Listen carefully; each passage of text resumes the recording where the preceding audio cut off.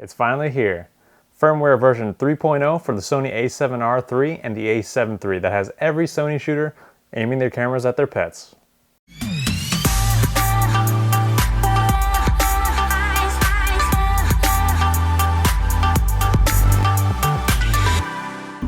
Heyo, it's your boy Andrew Boon here.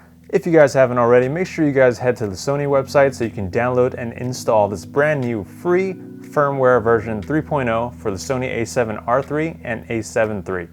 You can find the link to the download and the install instructions in the description below. But before you do that, make sure you guys like and subscribe, hit that bell notification because I got a ton of stuff coming this year and I don't want you guys to miss any of it. So the Sony a7R III and the a7 III are already awesome, right? But this new firmware 3.0 from Sony kind of brings new life into those cameras. The two new key features that are added are 1, an interval function for time-lapse, and 2, real-time eye autofocus. We even now have animal eye autofocus. Let's take a look at the interval function. I'm somewhat familiar with it because about a week ago I got to play with the a6400, which is brand new, and it also implements an interval function pretty much exactly the same. Check that video here. I personally love the interval function being built in because now you no longer have to bring an external intervalometer, so that just means less things to carry. Not only that, but now you can shoot up to 9,999 images in one sequence. That's crazy. My external intervalometer only went up to 399 shots, so that's a huge difference. You also have the option of using the intervalometer in silent shooting mode, which is awesome. One thing that I do wish Sony actually implemented with the interval function is the capability to actually create a movie file.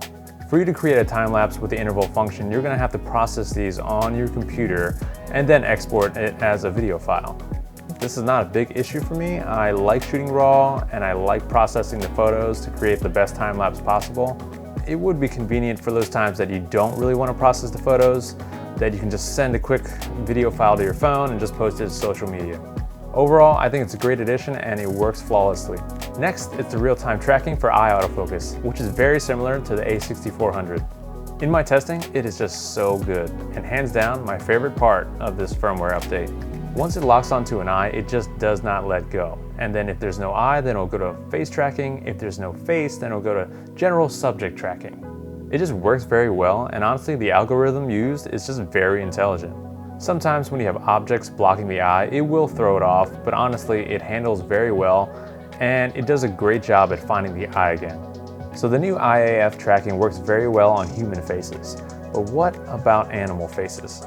So far, Sony claims that it works on cats, dogs, and some birds. Sony plans to have it work on more animal faces in the future, but it seems like the internet already proved them wrong.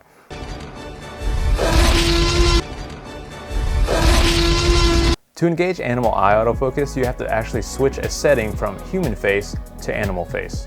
From my test, it seems to work pretty well in most cases, but definitely the autofocus is not as intelligent as it would be on a human face. It's a fun addition, but I don't see myself using it very often. This could be a game changer for all you nature and animal shooters out there though. Overall, I'm loving the new firmware version 3.0 and I think you guys are going to love it too. Again, you can find the firmware link down low. Let me know in the comments section once you guys download it and what do you guys think about it.